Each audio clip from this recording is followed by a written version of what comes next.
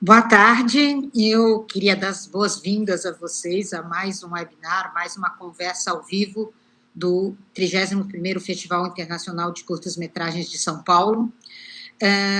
Para a gente, esse encontro, né, animação como cinema, artes visuais e design, intersecções entre universos, é um desafio muito grande porque mistura duas coisas que a gente adora, que são a conversa com as escolas e animação.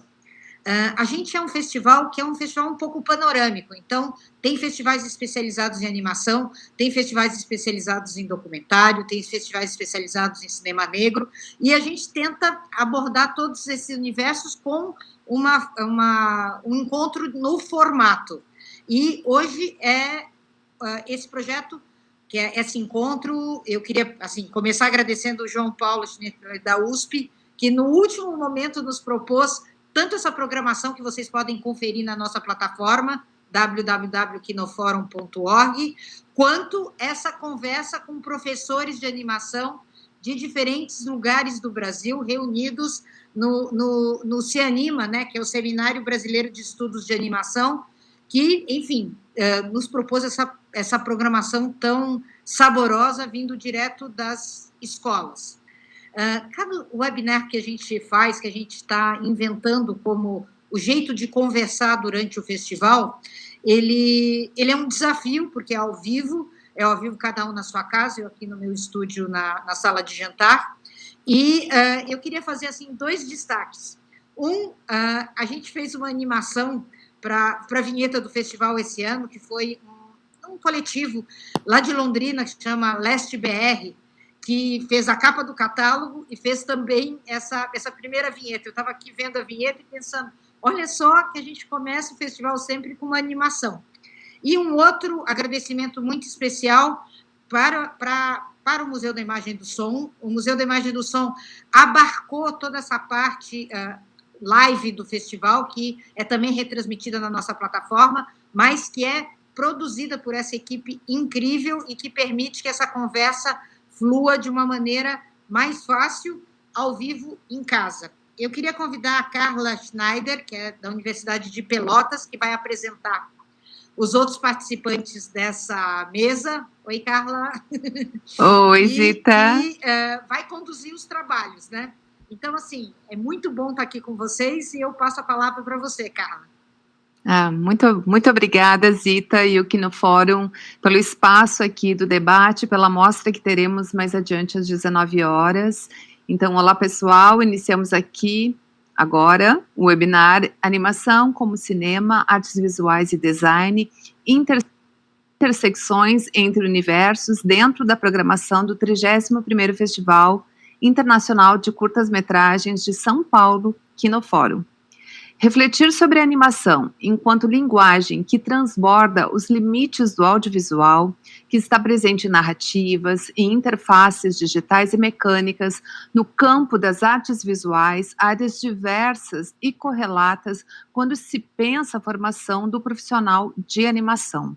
Este é o objetivo principal da reflexão proposta neste webinar, que está estruturado em 2 blocos. No primeiro, temos debate com os participantes e seguindo 3 eixos temáticos. E no segundo bloco, temos a parte da interação através de perguntas que receberemos de vocês. Sim, esperamos ter perguntas a partir do pessoal que nos assiste aqui nesses minutos.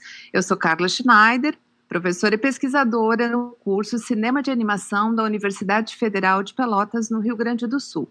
Doutora em Comunicação e Informação pela Universidade Federal do Rio Grande do Sul, atualmente pesquiso temas relacionados ao contexto brasileiro sobre escolas e pesquisadores em animação, animação experimental brasileira, as mulheres na filmografia e mercado brasileiro de produtos audiovisuais com animação. Juntamente com os demais colegas que em breve apresento para vocês, participo do comitê que fundou, organiza e realiza o CEANIMA, Seminário Brasileiro de Estudos em Animação. Vocês estão vendo logo ali embaixo, nós temos o endereço do CEANIMA, no qual destaco a chamada de trabalhos científicos aberta até 13 de outubro, quando teremos, então, o CEANIMA na modalidade online, de 3 a 5 de novembro. Para maiores informações, acessem o site. Ok, após esses dados iniciais de apresentação, e relembrando um pouco a dinâmica em sala de aula, vamos agora à chamada. Atenção, pessoal, em ordem alfabética. Antônio Fialho, você está por aí? Olá, Antônio. Olá, olá, Carla. Muito bem. Tudo Muito ótimo. bem. Então, o Antônio é professor e pesquisador no curso Cinema de Animação e Artes Digitais na Universidade Federal de Minas Gerais. Doutor em artes pela mesma instituição, realizou pós-graduação em animação clássica na Vancouver Film School, no Canadá, e coordena a área de animação do Departamento de Fotografia e Cinema da UFMG. Antônio pesquisa metodologias, organização produtiva e movimento experimental para desenho animado. Ok. Cláudia Bolchal. Presente. A Cláudia é professora e pesquisadora no Departamento de Artes e Design da PUC-Rio, doutora em Design pela linha de pesquisa Design, Comunicação, Cultura e Artes com ênfase em animação, é coordenadora da pesquisa Animadores do Brasil, Memória e Material da Cultura Brasileira. Sócia fundadora da BCA, Associação Brasileira de Cinema de Animação. Cláudia é membro da comissão científica do CONFIA, Conferência Internacional na área de Ilustração e Animação em Portugal. Ela também é membro da comissão organizadora do CEANIMA e coordenadora do Núcleo de Artes Digitais e Animação, também conhecido pela sigla NADA. Isso mesmo, na PUC-Rio. Muito bem. João Paulo Schittler. Opa, chegou. Nossa, que brilho. Muito bem. O João é professor e pesquisador no curso superior do audiovisual da Escola de Comunicação e Artes ECA USP, doutor em design e arquitetura pela FAU USP e fundador e organizador do CEANIMA, além de ser líder do grupo Zootropo, que é o grupo de estudos em animação na ECA USP. João também é diretor de efeitos gráficos da HBO, já foi, né? Diretor de arte da Discovery Networks e da TV Cultura. Muito bem. Ainda vou contar um segredo aqui. Vejam bem, embora vocês não possam ver, ainda contamos com a presença da nossa colega Roberta de Freitas, que é professora e pesquisadora. Opa, ela apareceu! Isso foi... Não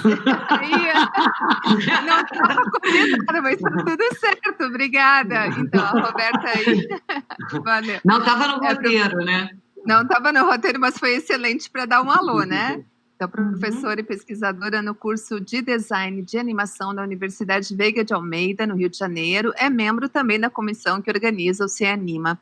Então, a Roberta nos auxiliará no segundo bloco desse webinar, quando teremos as perguntas mediante interações com vocês que estão nos assistindo. Sim, aguardamos perguntas. Bem, todos presentes, vamos iniciar efetivamente o nosso webinar. O nosso primeiro tema é a animação no ensino superior. Vamos entender um pouco sobre como isso acontece a partir do relato dos colegas presentes. Eu inicio essa conversa com o João, da USP. E aí, João, sabemos que filmes de animação da ECA USP, como Le Concret, da Cassandra Reis, e ainda Oceano, do Renato Duque, conquistaram prêmios. Como esses filmes acontecem na ECA? Responde aí para nós, João. Boa tarde. Obrigado. Eu já agradeço também aqui no fórum, a Carla por estar mediando profissionalmente essa mesa. Pois é, gostei. Mas, então, em falando em audiovisual, né, em televisão e cinema, e a animação é uma questão no curso do audiovisual, até histórica. Eu estou lá há mais de 15 anos, quase 20 anos, E quando eu entrei, o professor Tassara, que faleceu esse ano, havia se aposentado, que foi um dos pioneiros da animação na ECA. E agora, com a morte dele, eu andei entrevistando e eu vejo que a história um pouco se repete. Né? E ele entrou lá com os fotofilmes, né? Quer dizer, ele entrou lá, ele tinha um trabalho de fotofilmes em publicidade, e foi o caminho possível que ele encontrou dentro de uma escola de cinema de se fazer animação, talvez de uma linguagem mais próxima, né, e não num desenho animado tradicional, porque essa é uma das grandes questões também de se ensinar animação, se fazer animação num curso, né, de cinema, do audiovisual, um curso de cinema, rádio e televisão, né? E então hoje em dia a gente pensa no audiovisual como uma forma mais unificada de comunicação, mas a questão do desenho ele é parte que não faz, é algo que não faz parte do currículo, né? Então por isso que eu citei o Marcelo e os fotofilmes e vejo várias dificuldades pelas quais ele passou, até também a compreensão do cinema de animação pela comunidade, né, do cinema. Né? São percepções diferentes. A televisão é interessante ser um curso. A televisão entende a animação como um tipo de programação, o cinema um gênero, e não é um gênero, né, de cinema, mas sim é uma arte por si só, eu acho. A gente tem animação científica, então estando numa universidade também, como a USP, é interessante a gente ver, né, as intersecções. Outro dia teve a apresentação do doutorado da Malu Marques sobre a animação científica, com presença da Roseli da Poli, de professores da física, tem toda uma tradição de filmes científicos. Então, é interessante a gente pensar também a animação num contexto mais abrangente. Eu tive a oportunidade também de dar aula de motion design, na verdade, não animação, na FAO, no curso de design, e também foi uma experiência interessante, porque, por outro lado, também valorizei. E aí, falando do sucesso dos filmes como Le Concret e Oceano, nesse sentido, porque os alunos no design tinham uma facilidade muito maior para desenhar e se permitir muito mais experimentar com o desenho, com as formas de expressão visual, e eu vejo, né, um certo conservadorismo, até porque não ter essa bagagem, né, por não ter essa bagagem nos cursos alunos do audiovisual. Por outro lado, né, a gente tem um curso com diretores, com roteiristas e que trabalham com os alunos desde o primeiro ano em desenvolver histórias e narrativas. Então, eu acho que essa é a força desses filmes, né, e pensando na animação como um trabalho em equipe, conjunto, eu acho que esses filmes são histórias diferentes. O Renato Duque do Oceano, ele montou um crowdfunding, trouxe alunos das artes plásticas, o curso da Unesp de artes visuais, para participar da produção do filme, viabilizando um filme animado, rotoscopia, com desenho, no curso audiovisual. A Cassandra, que ganhou Animamundi com Le Concret, totalmente doida, ela animou sozinha, não, ela teve a ajuda do Gabriel, que é o nosso cenotécnico, que já trabalhou também em estúdios de animação, mas ela fez algo que a gente nem pensa, que é ficar meses e meses sozinha animando no Dragon Frames, no stop motion. Mas a questão da história, do roteiro, realmente é muito importante. Então, essa oportunidade mista de ensinar tanto no curso de design e no audiovisual, onde é a minha casa oficial, né, na USP, é bem interessante porque a gente vê essa importância da troca, né? A narrativa de um lado, o desenho no outro, e as outras coisas que a gente pode ter, né? O apoio científico que a gente poderia ter em desenvolver, né, algoritmos, programas nossos, proprietários, que durante a pandemia se tornou um outro problema, a gente dando aula de ensino remoto, e os alunos não têm dinheiro para comprar a licença da Adobe, então é importante trazer todo o aspecto tecnológico, é importante também. Enfim, esse é um panorama do que é uma animação no audiovisual. E deixa eu só resgatar, então, um pouquinho da tua fala, João. Esses dois filmes que nós mencionamos aqui, eles vêm de um cruzamento dos conhecimentos de estudantes do design e do audiovisual, é isso? Não, na verdade esses dois filmes são da ECA, são cursos, são TCCs da ECA. Eu tive a oportunidade de estudar nos dois cursos.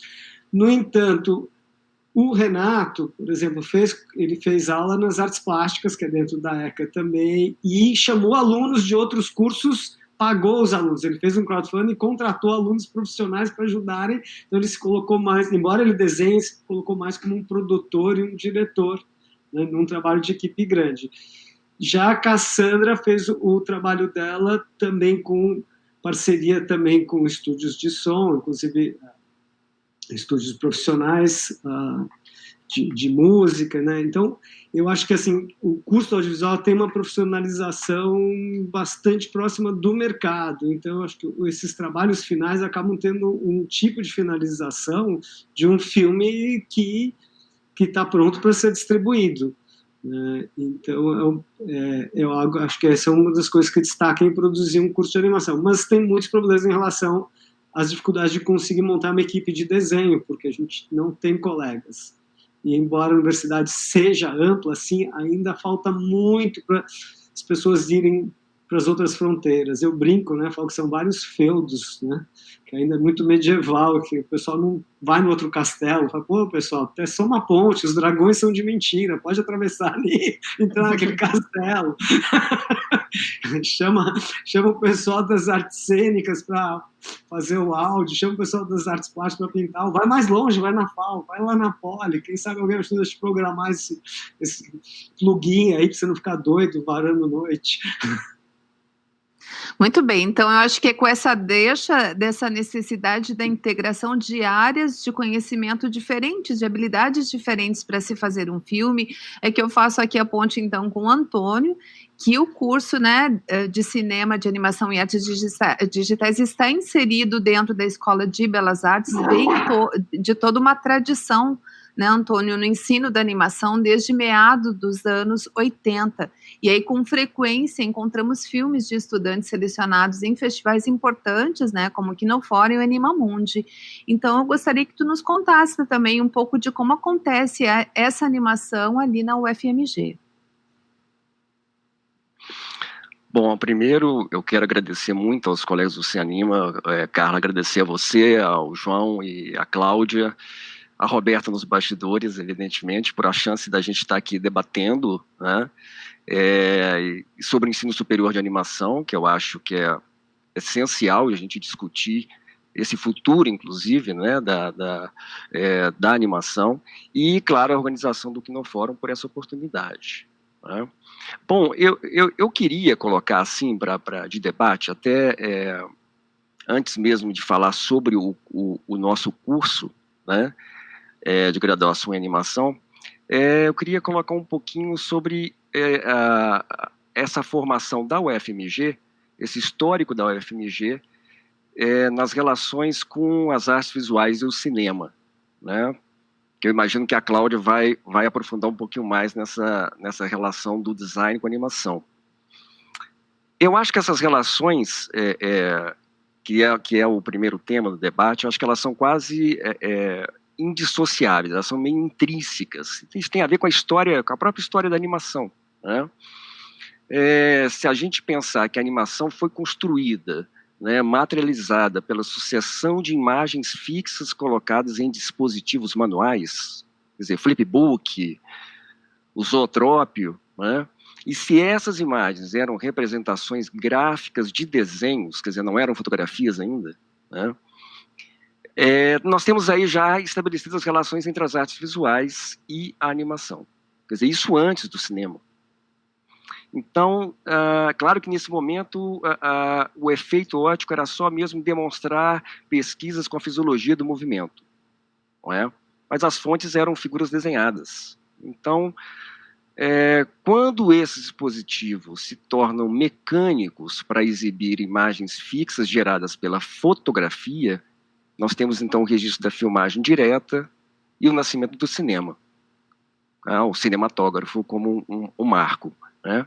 Então agora as imagens fixas de desenhos poderiam ser fotografadas em sequência, permitindo então a projeção da ilusão de movimento. Então acho que se estabelece aí as relações iniciais entre as artes visuais, a animação e o cinema, né? Bom, essas relações eu fui conhecer como aluno no final dos anos 80, em uma escola de artes com habilitação em cinema de animação. Eu fui aluno do curso de graduação de Belas Artes da UFMG, onde havia um ciclo básico de 2 anos sobre história, princípios e práticas da arte, história e linguagem do cinema, e depois mais 2 anos para se especializar em história, teoria e prática da animação. Ali eu tive um contato com filmes de animação realizados com materiais pouco conhecidos. Quer dizer, eu entrei para fazer animação com aquela percepção de desenho animado comercial, né? E ali eu assistia a filmes que utilizavam, por exemplo, pintura em vidro, né? Um material completamente que eu desconhecia, e que isso tinha uma característica muito peculiar, não só na imagem dos personagens, né? na relação dos personagens entre as cenas, mas também no movimento que se criava nessa animação, que era uma animação figurativa também. E eu acho que isso abriu para mim a percepção de que a animação não era só desenho animado, né? Esse ensino de animação com ênfase no repertório visual de cada artista me fez enxergar a animação primeiro como uma técnica uma técnica para colocar o desenho em movimento, a pintura em movimento, as formas gráficas em movimento, né? Mas aos poucos, à medida que eu fui tentando na atividade prática da animação criar um movimento, né, nesse desafio de construir o movimento imagem a imagem, ao tentar manipular o ritmo do movimento, eu percebi que é uma relação, inclusive, próxima da música, né? Você tentar sugerir ritmo ao movimento, que eu acho uma característica muito importante da animação, que a gente esquece, às vezes, de conversar sobre isso, né? Eu percebi que esse ritmo foi se tornando tão importante quanto o repertório visual, né? A partir daí eu passei a entender a animação como um movimento desenhado, ou seja, em vez de ser uma técnica que materializa o desenho em movimento. E aí eu passei a compreender essa animação como uma forma de expressão única das possibilidades estéticas de se construir o movimento de imagens, de ilustrações fixas. Então, a prática da animação me fez perceber que havia uma linguagem potencial que se expressa também pelo movimento. Então, quer dizer, essa percepção eu tive da animação como técnica e vamos dizer assim, dessa percepção de que a animação era mais do que isso, né? A animação poderia ser uma expressão artística também. Então, eu acho que esse é um ponto interessante que eu vejo nesse primeiro tema, né? E o curso o nosso curso de cinema de animação e artes digitais, ele vai ser vamos dizer, uma evolução natural desse processo, não é? Mas é isso. Ótimo. Pode prosseguir, tem algo mais? Não, eu acho que na próxima questão, acho que eu vou abordar um pouquinho mais do curso, assim. Então, eu estava querendo só dar essa introdução para a gente conversar. E é ótimo, Antônio, poder te escutar, porque tu traz o ponto de vista do estudante dessa escola, que tem essa tradição desde a década de 80 aí, e agora, né, de uns anos aí para cá, mas não são tão poucos anos assim também, como professor e pesquisador, né? Então, tu tem uma visão bem ampla aí de todo esse movimento que acontece da animação no ensino superior, tradicionalmente, né, através da UFMG aqui no Brasil. E agora eu vou chamar a Cláudia para nos contar um pouquinho como é que é essa relação da animação com o design, que isso é uma característica que nós observamos não só na PUC-Rio, mas em outras instituições ali no Rio de Janeiro também. Cláudia. Oi, boa tarde. Eu queria agradecer aqui no fórum. Queria agradecer aos amigos a chance de estar conversando sobre um tema tão importante e aproveitando esse momento para ampliar um pouco mais o nosso leque, né? essa é uma discussão muito boa. E eu sou da área do design. E é uma situação que é super importante para mim conversar, porque eu tenho 20 anos de cátedra. Eu estou há 20 anos lecionando animação. Nos primeiros 5 anos da minha vida, eu tive que provar o tempo todo que a animação era design. E eu realmente acreditava nisso. Eu não queria ir para um departamento de cinema nem de comunicação, porque eu sou formada em comunicação visual, e eu via o tempo todo artístico, como o Antônio falou, o lado artístico, e pensava em composição, em luz, em sombra, em enquadramento, e tudo isso do ponto de vista da comunicação visual, porque é uma formação sólida em leitura de imagem. Então, eu fiquei, durante muito tempo, brigando um pouco sozinha, né, por essa questão, e sempre me diziam, não, mas na UFMG não é assim. Tá? E eu ficava, mas também, lá é uma graduação, é diferente. Na USP, eles não fazem isso. E eu ficava sozinha aqui, ricocheteando, né, em torno de mim mesma. E se, por um lado, os alunos me puxavam e queriam mais animação, né, o corpo docente do departamento onde eu estou alocada me dizia, não, animação é uma técnica, é uma ferramenta. Então, eu me dediquei muito a estudar a animação como linguagem, porque nós temos características muito próprias que são muito nossas, né?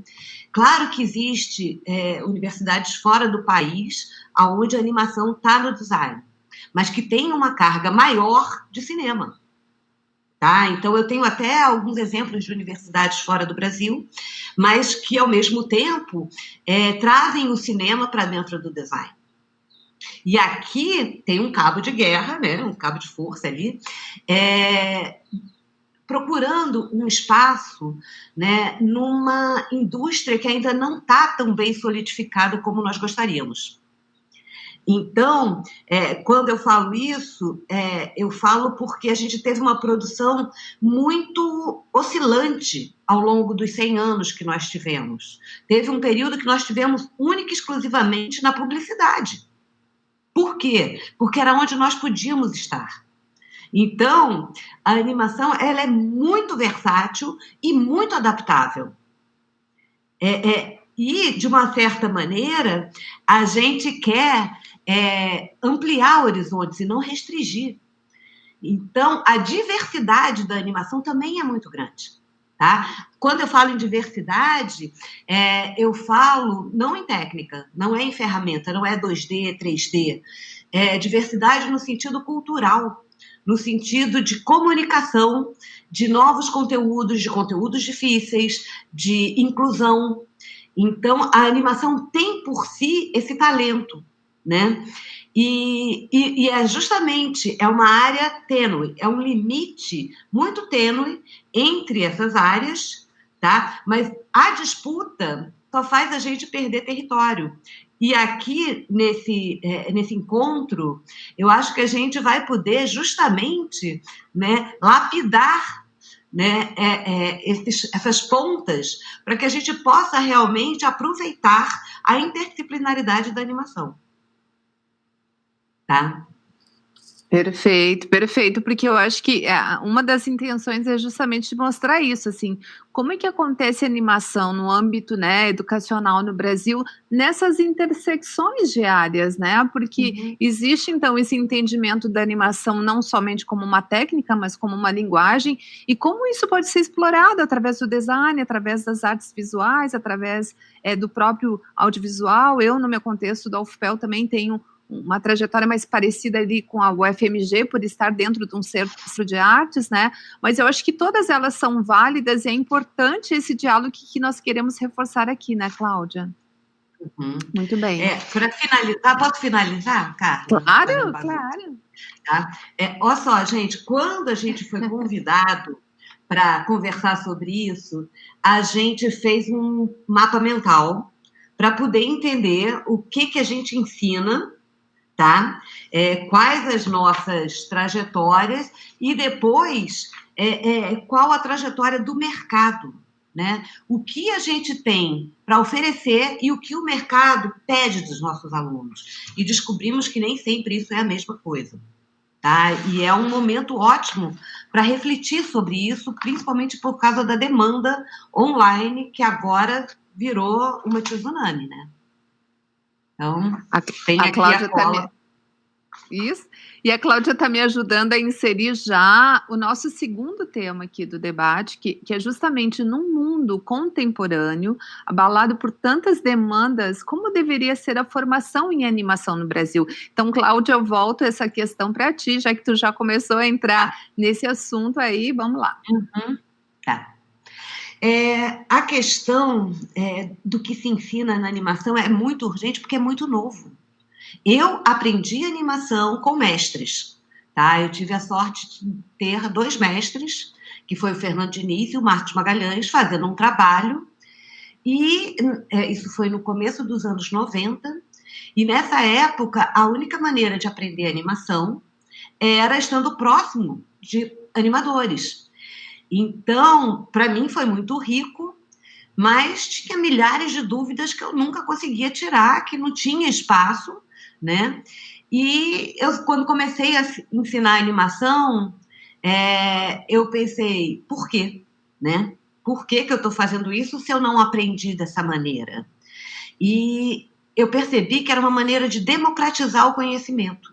O ensino da animação, ele não só fortalece a indústria, não só fortalece a sociedade, né? Mas como também democratiza. Ele faz com que uma pessoa que esteja em Pelotas possa cursar e sair do eixo Rio-São Paulo e Minas, né, que era onde tinha as grandes sedes de animação. Né? Teve um momento também que tentou-se difundir isso com a criação do CTAV, que é o Centro Audiovisual da Funarte, nos anos 80, né? Onde houve o convênio e houve as primeiras turmas, que tinha gente no Ceará, tinha gente em Minas, e isso foi um começo, né, de tentativa de democratizar, mas se estagnou com a crise dos anos 90, né, e meio que emperrou, e que retornou agora nos anos 2000, e as universidades puxaram para si um pouco o papel de ensinar animação, uma vez que precisava de muitas horas de voo, vou falar assim, né, para que a pessoa pudesse participar de todo o processo da animação. E eu acho que, mesmo com todos esses pequenos entraves que a gente está falando, de dificuldade de comunicação e tudo, foi uma coisa muito importante, tá? Eu não sei se vocês lembram, pegando o gancho histórico da coisa, que eu gostei muito quando o Antônio colocou, o João falou, que é importante lembrar que nos anos 90 houve uma proposta de um projeto-lei, né, para ocupar a televisão brasileira com animações nacionais, a TV aberta, né? E a primeira proposta que a gente recebeu de um deputado foi preparar para entrar na grade como um todo, seria quase que um sequestro, né, de conseguir pegar a programação brasileira da qual nós não fazíamos parte. E os animadores, ao ouvirem aquela proposta, espero que o Marão esteja por aí, as pessoas, o César, algumas pessoas participaram disso, tá? O Arnaldo, disseram, a gente se reuniu ali e disse, não, isso não vai dar certo, nós não temos equipe para tomar de assalto a grade da televisão brasileira, é uma manhã inteira, 5 dias por semana, a gente não tinha equipe, ó, Fábio. Pois e aí a ideia foi gradual, né, de fazer essa transição com formação de pessoas. E eu achei que foi um momento muito especial da animação, que os grandes animadores foram muito generosos, pensando dessa maneira, que a gente começou aos pouquinhos, foi com o convênio do Canadá, numa produção específica, aí foi aumentando, e hoje em dia eu acho que a gente tem que ter muito orgulho de tudo que foi conseguido em tão pouco tempo e com a formação que a gente conseguiu fazer em tempo recorde, se a gente falar em nação, tá? Em país do tamanho do nosso. É isso. Exatamente. Vou repassar essa questão para o João. João, o que você me diz sobre o contexto contemporâneo para a formação em animação no Brasil? Microfone, João. Opa! Pedido para eu desligar aqui, que estava dando um ruído. Bem, então, continuando um pouco na linha da Cláudia, eu acho que essa questão da democratização, para mim também foi uma questão muito importante, né? Talvez eu não tenha entrado exatamente na área de animação, mas hoje em dia, duas coisas que ela falou que identifico. Uma questão da importância nela, no caso de estar no curso de design, mas a importância de pesquisar animação como linguagem exatamente para ter, né, uma bagagem para você poder confrontar toda uma resistência que a gente tem de artes que são talvez até considerados artesanatos e não artes, ou que a ilustração não faz parte das artes visuais, no caso do cinema também é considerado talvez algo infantil, enfim, todas essas questões. Então, eu mesmo em termos de pesquisa, né, então começando a falar também, formação também é pesquisa, né, pesquisar um pouco, né, a história da animação, as definições do cinema e animação, exatamente para poder bater de frente com, eu acho que com preconceitos mesmo que a gente tem. E é engraçado, daí vem essa questão da democracia, assim, que por um lado, assim, eu acho que o mercado realmente, né, a Cláudia falou, esse desafio de preencher essa grade, né, e depois teve mais para adiante, a gente tem, né, nos anos 2000, todas as leis de incentivo com TV a cabo, mudou completamente também, aí várias pessoas da área de animação também, né, o Mistro Rigo da Pinguim brigou lá na Assembleia para, né, convencer, e todos os lobbies resistindo, mas na verdade tem espaço, existe espaço para animação. Então, e acho que é algo que eu percebo um pouco no cinema, em várias áreas técnicas, eu senti isso, né, na época que eu queria trabalhar com computação gráfica, que se chamava, né, nos anos 80, porque são corporações de ofício, então havia assim não, eu não vou dividir meu conhecimento porque o mercado é pequeno e não sei o que lá. E a gente não pode pensar assim, a gente tem que, né, trabalhar em duas frentes, ampliando esse mercado, e ele cresceu, a gente vai falar mais sobre isso mais para adiante, né, mas existe, né, o mercado de animação é 1/5 do mercado de audiovisual no Brasil hoje em dia, e as pessoas não percebem isso, então existe mercado de trabalho. E essa questão, então, de democratizar, realmente se pode democratizar o ensino da animação, quer dizer, se deve e temos condições de democratizar a animação por questões tecnológicas, e aí vem uma outra discussão sobre o futuro da animação, porque a tecnologia se tornou muito mais acessível. A área eletrônica, película, era caro, né? Tudo bem, a câmera é cara, mas não era caro a animação. A animação especificamente você gastava pouca película, mas todo equipamento audiovisual nos anos 80 era muito caro. Então, o acesso era complicado, você tinha que ter uma produtora. Hoje em dia é muito mais acessível, né? Então, e os softwares, né? Tem softwares livres que se pode utilizar para produzir animação. Então, as pessoas podem trabalhar de uma forma descentralizada. Veja o que estamos acontecendo na pandemia. Mas aí vem o outro desafio da animação, e eu lembro que a Cláudia, a gente tinha uma conversa, né, que a gente estava tendo, ela falou, não, continua tudo igual, quer dizer, qual que é o futuro? É a mesma coisa. No sentido que, né, aí, né, a gente está falando na questão das artes, né, da experimentação, né, o Antônio falando na FMG de animação com pintura a óleo, então a tinta, as técnicas, então eu acho que assim, a importância da gente, né, dentro da escola, a gente trazer acesso, trazer conhecimento o resgate de técnicas tradicionais do desenho, esse conhecimento, não deixar ele morrer, né, esse conhecimento que pode morrer não é uma coisa antiga, a importância da universidade no sentido de preservar, né, isso, porque essa é a base da tecnologia. né? Os softwares estão aí, mas, na verdade, os softwares estão mimetizando coisas que já existiam. E se ele é alimentado pela arte, por outras coisas, ele vai sempre ter um futuro.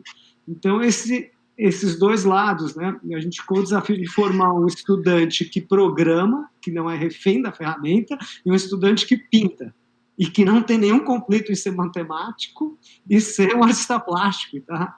Trabalhar nessa intersecção mesmo. E eu acho que isso, para mim, o grande desafio é se lidar com esses dois mundos, né? E a democratização sempre, entendeu? Tudo é acessível, não é, o mercado é pequeno, não tem essa, todo mundo vai aprender porque tem mercado, tem outras formas. O mercado não é o que tem hoje em dia está acabando, vai ter outra realidade para se viver disso. Muito interessante, João, quando tu destaca, inclusive, essa descentralização, né, que eu compreendi também na fala da Cláudia, quando ela diz antigamente, para aprender animação, tinha que grudar nos nossos referenciais aí, né, e ela citou pessoas aí da nossa filmografia brasileira aí.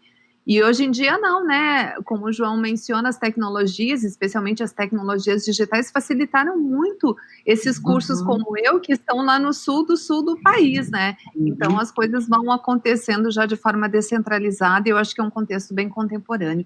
Gostaria de repassar, então, essa questão sobre a formação em animação no Brasil, nesse nosso contexto contemporâneo, para o Antônio Fialho.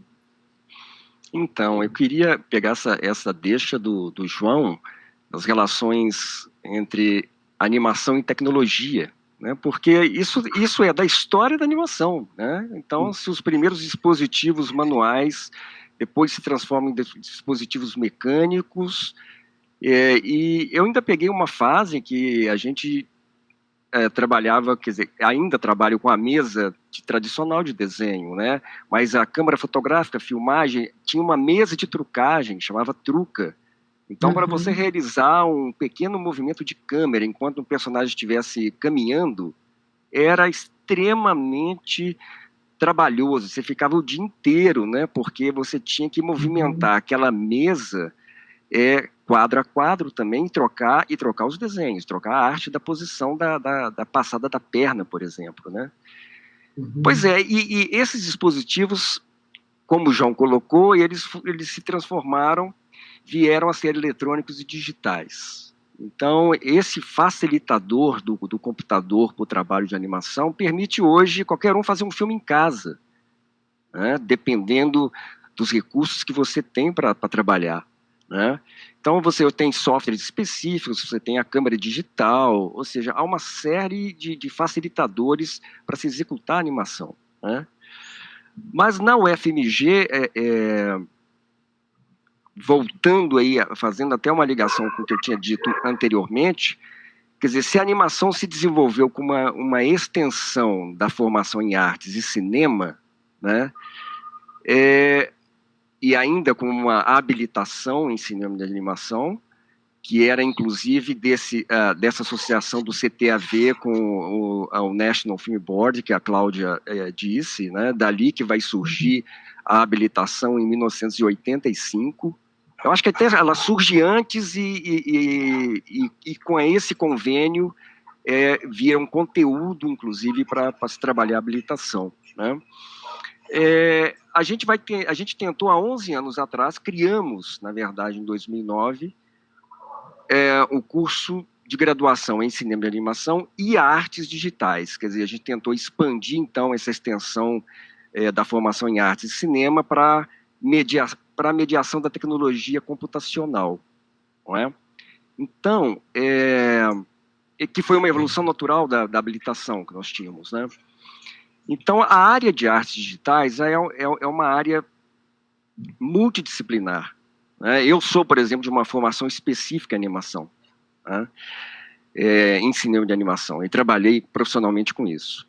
Mas a arte digitais ela veio agregar ao cinema de animação a possibilidade de se usar o computador não apenas como ferramenta artística, mas como parceiro criativo do processo do aluno ou da aluna trabalhar. É aquilo que o João tinha falado, né? Agora o artista visual hoje, o animador, ele é um programador também, né? Então, ele pode interferir nesse processo. E, com isso, vamos dizer, as possibilidades de atividades profissionais, elas vieram ampliar, né? Então, você tem essa formação em animação, ela se expandiu para a criação de jogos digitais. Então, animação para jogos também, né? Jogos eletrônicos. Produção de audiovisuais interativos. E até pesquisas de desenvolvimento de inteligência artificial, são coisas desse campo das artes digitais, né?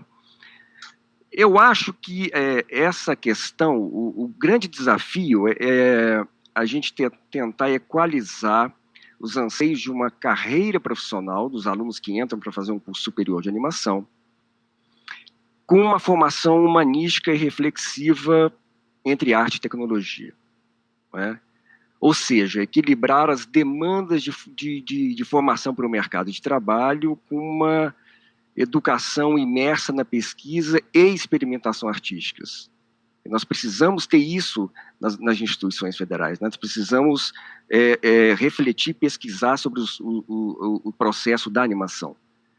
A formação acadêmica crítica sobre a atividade criativa, eu acho que é ela que diferencia o amadurecimento do repertório artístico no ensino superior, né? Os alunos vão desenvolver um repertório artístico paralelo ao estudo da animação e das artes digitais, né?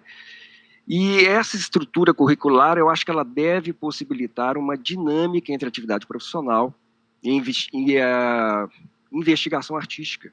Acho que isso é essência. A universidade é o lugar de pensar criticamente sobre a atividade da animação, não é?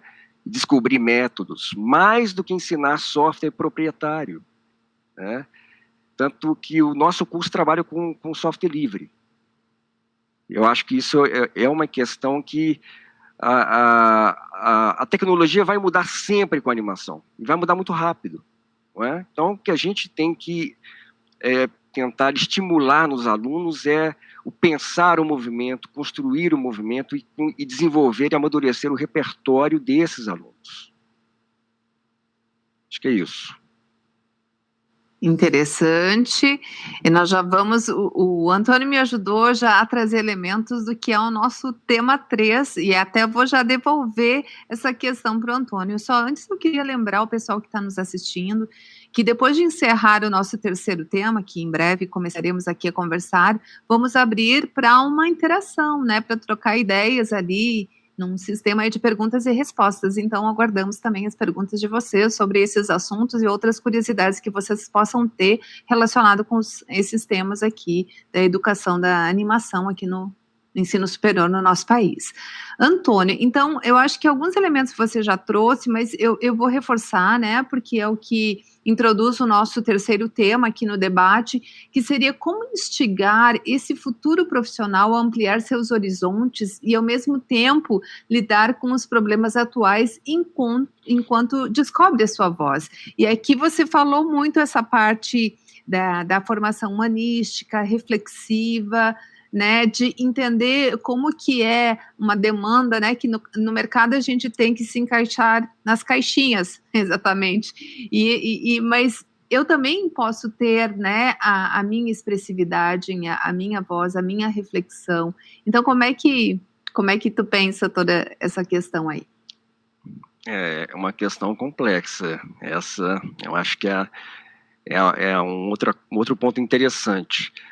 Eu acho, por exemplo, que é importante que os alunos experimentem projetos paralelos autorais à grade curricular. Acho que é essencial que os alunos venham propor projetos para nós, sabe? Acho que uma estratégia, por exemplo, é propiciar aos estudantes a capacidade deles agenciarem atividades complementares, né, no percurso acadêmico deles, não é? Por exemplo, o curta-metragem da UFMG, tem um deles que chama Brilha, que está na mostra Se Anima do nosso Se Anima no Quinofórum. Ele foi uma atividade propositiva dos alunos. Essa atividade, ela existe no nosso projeto pedagógico, mas ela não vinha sendo utilizada no percurso de animação. A gente começou a utilizar há uns 2 anos para cá. Então, teve um primeiro filme que os alunos chegaram com o storyboard já, com a ideia de desenvolver aquele filme de 2 minutos e pouquinho, né? Ele, especificamente, ele foi animado por 4 alunas e foi finalizado em 1 ano, em 2 semestres, por uma equipe em torno de, eu acho que de uns 8 alunos. Então, eles se organizaram em funções de uma equipe de trabalho, né, tiveram, assim, abraçaram aquilo com muita dedicação, com muito estímulo, porque era um projeto que eles acreditavam. Então, eu acho que isso é muito interessante na dinâmica de uma grade curricular de curso, não é? Então, é diferente, por exemplo, dos filmes finais de graduação que nós sempre temos, né? Então, o outro filme que está na mostra, que chama Rosa, ele já foi feito como um trabalho final de graduação, com um resultado diferente, não é? Então, assim, eu acho que é fundamental a gente nutrir o estudo no panorama histórico das artes visuais, da animação, do cinema, das artes digitais, do design, né? Pesquisar essa cultura, memória e o estudo dos mecanismos de realização audiovisual. Eles são essenciais para a formação não só acadêmica, para amadurecer o profissional, amadurecer o que ele quer fazer, inclusive, né? E se a gente for discutir, por exemplo, a possibilidade de como descobrir a própria voz, né? Como você você está num ambiente do ensino superior onde você pode experimentar, onde você deve, inclusive, experimentar, né? Você vai ver mecanismos tradicionais de produção, de criação, e você deve também, é interessante que você proponha novos caminhos, né? É onde você pode experimentar, o espaço que você vai poder. Talvez no mercado você não vai ter né? Você não vai ter essa chance tão grande assim. Exatamente o que você falou, que é tudo muito compartimentado hoje, né? Uma outra estratégia que eu acho que pode estimular a busca por uma estética, vamos dizer, única, no movimento da animação, na visualidade, por exemplo, eu acho que é desenvolver um ensino de princípios amadurecidos na prática da animação, oferecendo aos alunos uma base sólida para que eles possam propor atividades criativas que transgridam aqueles processos que eles aprenderam. Dá um exemplo. Estudar métodos de construção do movimento animado. Existem... como que a gente planeja e executa um movimento animado, né? Temos livros, temos a prática dos profissionais, e quando você vai estudar isso a fundo, evidentemente que você vai conhecer os mecanismos de se criar um movimento, as relações entre o número de exposição de quadros que você dá para uma imagem, a distância entre as imagens, né? Se você aprofunda nesse processo, o próprio aluno ele pode propor depois uma metodologia própria de se criar um movimento. Se ele estudando a fundo um processo que já se tornou convencional, que está ali há 70 anos numa indústria de criação do movimento, ele vai ter se ele conhecer esse processo, ele vai poder propor algo diferenciado, né? Então, isso é alguma coisa, e isso, por exemplo, está na minha pesquisa de tese, né? Em relação aos problemas atuais, não só a gente já falando de pandemia, por exemplo, mas assim, a tecnologia digital já tinha predisposto a animação a um trabalho profissional remoto. Eu acho que a Cláudia até mencionou isso, né? Tem alunos já trabalhando remotamente muito antes do que nós estamos vivenciando nesse momento. Então, assim, embora a animação encadeie processos de realização em equipes, essa animação profissional, ela também predispõe a criação individual de todas as etapas. Isso é um outro diferencial da animação para o cinema, né? O cinema tende a requerer, evidentemente, uma equipe de produção. Numa situação que nós estamos vivenciando, se torna complexo, não é? Nesse sentido, a animação, eu acho que a animação potencializa o horizonte criativo, porque ela é uma expressão audiovisual que mais se aproxima da visão subjetiva do artista. Isso é um outro traço interessante da animação. O que está na cabeça do artista, da animadora ou do animador, na hora de pensar a obra e realizar a obra, o veículo da animação, ele predispõe essa relação mais próxima, mais subjetiva, né? Então, eu acho que o ensino superior ele deve estimular essa comunhão entre teoria e prática, entre base e experimento, para refletir criticamente sobre processos formativos, inclusive os processos formativos do futuro profissional, que vai mudar muito, eu acho que essa demanda do mercado, e com a tecnologia, isso vai ser o trabalho, ou seja, a própria estética da animação, né, a própria expressão da animação, enquanto linguagem, evidentemente que isso vai ser sempre transformado, né? As relações de trabalho vão mudar. E talvez, eu conheço vários ex-alunos que estão trabalhando em casa, tranquilamente,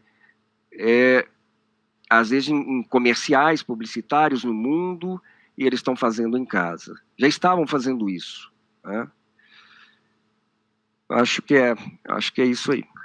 Ótimo, eu estou de pleno acordo com o teu ponto de vista, Antônio, na medida que se fala da relação experimental da animação enquanto linguagem, né, de nós, enquanto espaço de aprendizado, termos esse espaço, vou repetir a palavra, mas acho que é essa palavra mesmo, para que os alunos possam nos acessar com seus projetos, né, com as suas identidades, com os seus interesses e habilidades, né, que haja esse espaço, porque às vezes no mercado não é possibilitado. Então, é importante que a gente possa abrir esse caminho para que eles entendam também essa forma de exercer, né, a animação enquanto o seu espaço, não necessariamente o espaço exclusivo do mercado.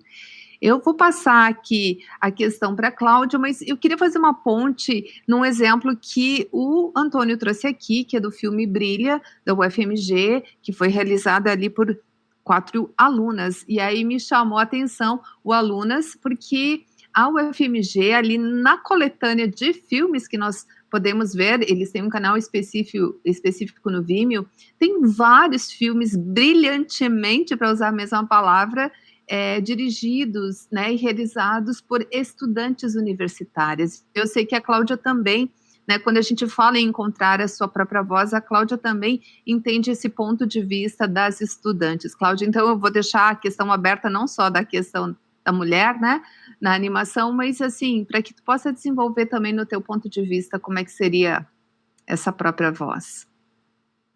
Só esclarecendo, Carla, foi feito por 8 alunos, mas animado por 4 alunas. Ótimo. Mas assim, o trabalho mesmo envolveram... Ótimo. Quando eu falo que a animação comemorou 100 anos, há 2 anos atrás, todo mundo fica super orgulhoso, já temos um caminho trilhado, não sei o quê. Mas se a gente parar para pensar, 100 anos é muito pouco, tá? É muito pouco e teve muito pouca pesquisa, teve hiatos no meio da história, né? E uma questão que eu tenho pesquisado, inclusive converso com Carla, converso muito com Rosana Urbis, que eu não sei se está aqui, e com outras animadoras, é a questão de quando a gente começou a trabalhar na animação. Porque eu estou fazendo um levantamento, outras pessoas também estão, é super legal o que está acontecendo, e a gente fica em alguns momentos procurando sem encontrar referências. Por exemplo, de 1917, que foi o Kaiser, que todos conhecem e consideram como um marco da primeira animação, né? Isso foi em 17. Só tem um registro mas fiéis, né, documentados de animação de mulheres na década de 70. Então, de 1917 a 1970 não aconteceu nada? Não teve nenhuma mulher animando? Claro que teve. As mulheres não assinavam. Entendeu? É aquela coisa de pinta para mim, você é tão jeitosa, tá? Faz produção, você é tão organizada. E aí, com essa fala, as mulheres ficaram escondidas por 60 anos. Tá? Eu achei, na geração do Super 8, Irmãs Wagner. Aí eu fui ler outro filme, Irmãos Wagner. Gente, aí eu fui olhar mais no fundo, quem estava assinando era Elizabeth, Ingrid e Rosane. Elas eram os irmãos Wagner. Então, a história da gente ainda está se construindo, ainda é um quebra-cabeça, mas que as mulheres tiveram uma importância, eu não tenho a menor dúvida disso, né? Tiveram um papel super importante, mas que não foi escrito. Então, cabe aqui a gente, junto com as alunas e os alunos que estiverem interessados, também pesquisar a animação, não só produzir, mas trazer todo o nosso conhecimento histórico para ganhar aqui. Então, isso é um dos tópicos que vocês colocaram, que eu queria só, assim, dar aquela cutucada, né? Tipo, pessoal, vamos ver como é que foi isso, vamos resgatar a nossa história. Né? A segunda questão que vocês colocaram é o profissional híbrido. Tá? O Antônio falou isso, acho que a Carla também falou, o João com certeza vai falar, mas é aquela coisa, às vezes o artista, tá? Que está desenhando, ele não vai querer programar, ele não gosta de programação. Tá? Muitas vezes o nerd está querendo estudar no 3D uma perspectiva, um cenário, um plano, e às vezes faz só para entender como é que é aquela divisão de tempo no espaço, e depois vai para o 2D. Mas nem todos os casos são assim. Eu tenho alunos que estão em todas as partes da animação. Tem uma galera forte no concept, tem uma galera fortíssima na interpolação, né? E tenho também roteiristas, né? E isso é um impasse. Uma das aulas que eu dou, que é eletiva, vem muita gente do departamento de comunicação. Mas como só são 2 ou 3 vagas, eles ficam numa sala, ficavam, né? Agora eu não sei como é que vai ser, mas ficavam numa turma de 25, 2 de comunicação social. Quando eles estavam se apresentando, os alunos de design, né, de artes, já olhavam para eles pensando assim, opa, já sei quem vai fazer o roteiro, delegando o roteiro, né, para o pessoal de comunicação, e o pessoal de comunicação, às vezes, olha em desespero, pensando, pô, eu vim aqui para ter a chance de animar, vou ter que fazer roteiro de novo. Aí começa um monte de ajustes, né, que a gente tem que fazer.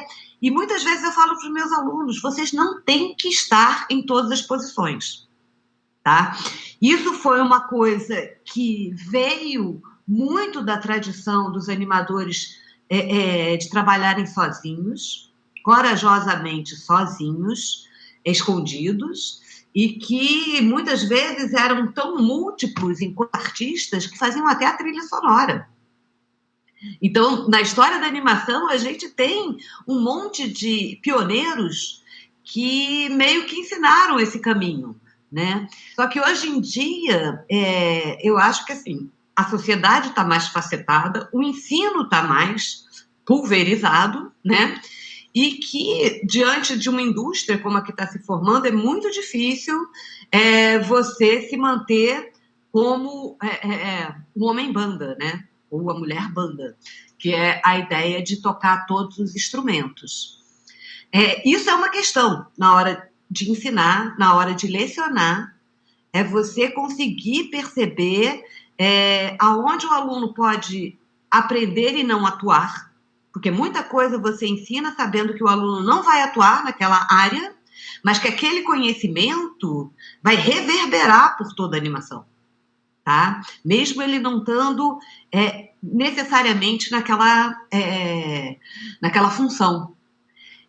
Eu também, sempre que posso, faço a ideia do TCC autoral, e isso tem dado filmes maravilhosos. Inclusive, a gente é tão multiplataforma também, que eu estou aqui com os meus alunos no Zap,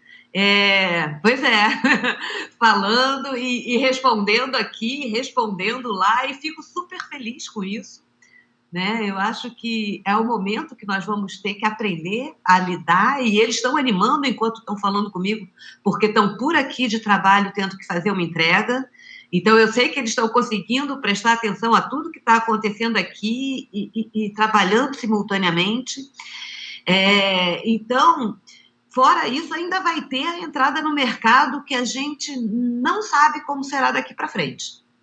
A gente não tem como prever, tá?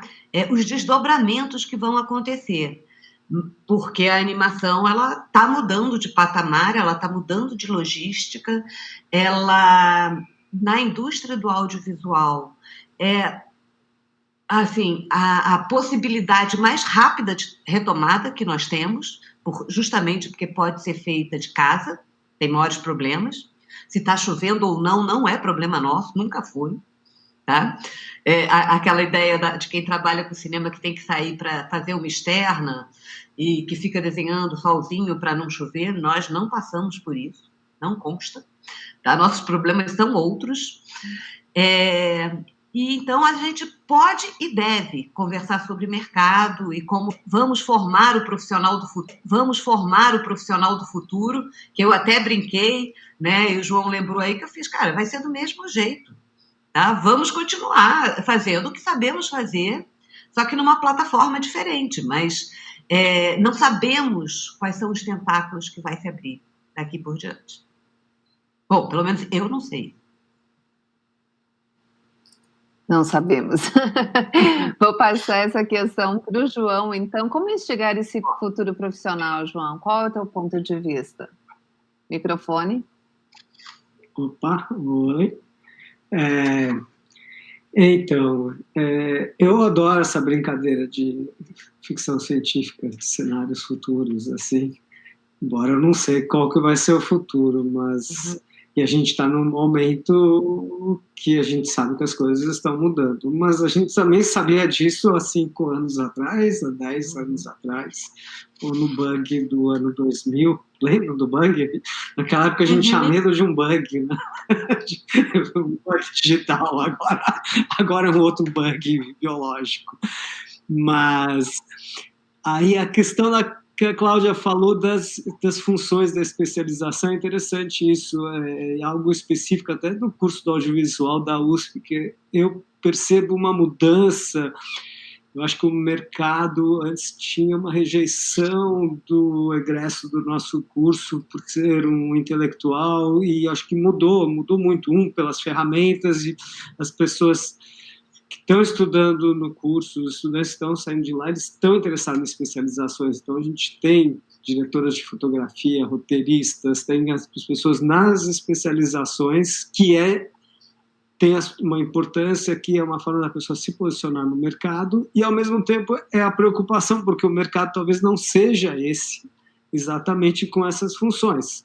Como essa ideia do emprego, né, acho que talvez a nossa geração ainda tenha crescido com a ideia de que existe um emprego formal. A gente é professor, a gente ainda tem um emprego formal, né, mas mudou isso no mundo inteiro, né? A gente vê, né, são os malefícios ou benefícios do capitalismo, e eu digo as duas coisas no sentido de que eu acho que a importância também da gente pensar na formação é esses dois lados. Pensar no mercado que existe, nas especializações, e que né, o aluno, que a aluna entenda que é importante entender o que cada um faz para poder dialogar, mesmo que você não trabalhe nessa função, você trabalhar com outra função e entender que, eu experimento essa, eu posso ter milhões de opções diferentes nesse mercado. Mas acho que o papel da universidade também é começar a pensar o que é o mercado, não no sentido assim, né, então, até num sentido mais prático, pragmático, assim, pensar o que pode ser o mercado da animação no futuro, né? Eu acho que teve uma grande ilusão com o mundo digital, né? Que a gente teria internet, seria livre, todo mundo poderia montar uma empresa na internet, seria ultra democrática. Agora a gente tem 5 grupos que dominam tudo no mundo digital e voltou a ser a mesma coisa. Mas existe esse potencial. Então, né, de aplicativos, de cooperativas digitais, de outras formas de produzir, consumir coisas, de criar uma economia digital diferente também, e eu acho que isso faz parte do ensino.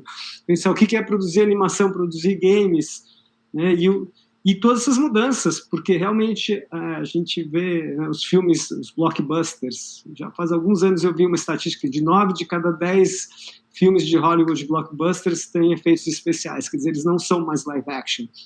Eles são realidades sintéticas, portanto, são animações.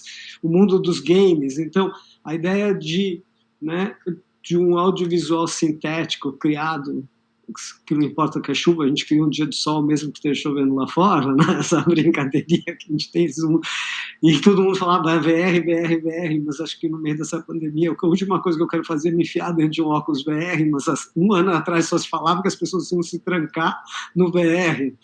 O pessoal não está se trancando tanto assim, mas não sei, isso talvez volte, né? Talvez realmente a gente veja outras formas de comunicação.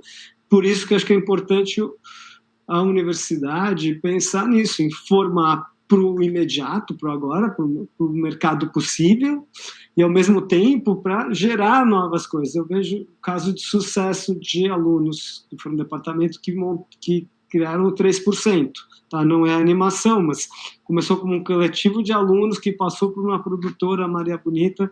Eles tiveram a independência de ver que a ideia digital dessa produtora não era a realidade. Eles foram além disso e criaram uma série que tem uma distribuição global, e eu acho que isso pode estar acontecendo em animação, e eles continuam juntos, o coletivo dono do nariz deles, assim. Então, são a Daina, o JH, a Dani, então todos continuam juntos trabalhando nos seus projetos e criando um mundo. E acho que eu estou vendo isso também acontecer com o pessoal. Existe um movimento de animação dentro do audiovisual que não distingue tanto, é animação, é cinema, é live action, as pessoas transitam. Eu sou produtora desse filme, é um filme, né? Eu sou diretor de arte desse game, eu diretor de arte desse filme. Então acho que talvez começar a realmente entender esse novo futuro que vai se desdenhar sem perder o pé do dia a dia, tá? Vamos se sair, a gente consegue trabalhar e também se defendam, né? Porque o mercado é cruel, assim, tipo storyboards, eu ouvi dizer, não, pagam R$500 por prancha. Mas, gente, é menos que uma ilustração para o jornal, que já era um absurdo, né? Eu lembro que, então, assim, o nosso mercado para a gente é complicado, não é valorizado acho que o trabalho do artista, né, nesse mundo mais prático, né? Pode ter uma supervalorização no mercado da arte, mas aí é uma coisa que entra numa outra esfera que não é do mundo das pessoas normais, assim. Eu acho que a animação é isso, é uma coisa acessível, todo mundo pode aprender a animar, né? Compra uma revista na banca, como desenhar mangá.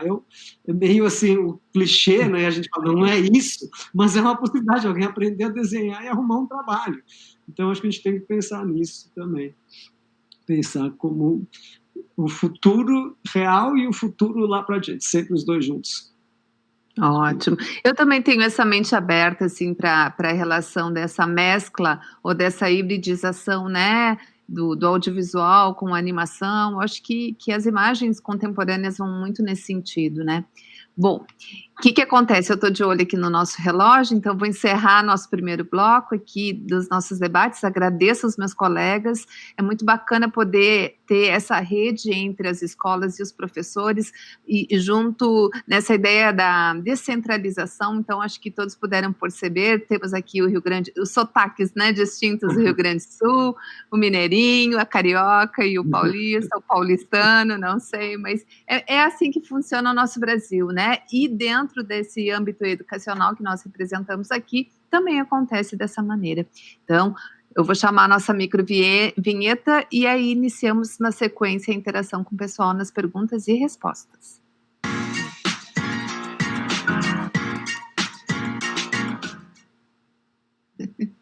Muito bem. E agora já tenho duas perguntas direto para o Antônio, tá? Mas, gente, pelo amor de Deus, vamos lá, mais perguntas. A primeira é da Beatriz de Belo Horizonte, Antônio.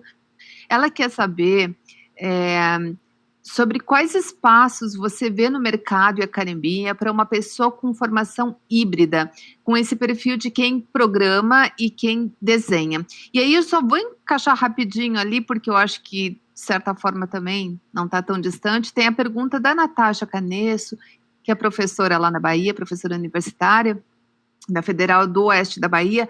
Ela concorda plenamente com o Antônio sobre o papel da universidade na formação dos estudantes e gostaria de saber quais softwares livres vocês trabalham especificamente com animação, e ela está mandando um abraço aí. Antônio.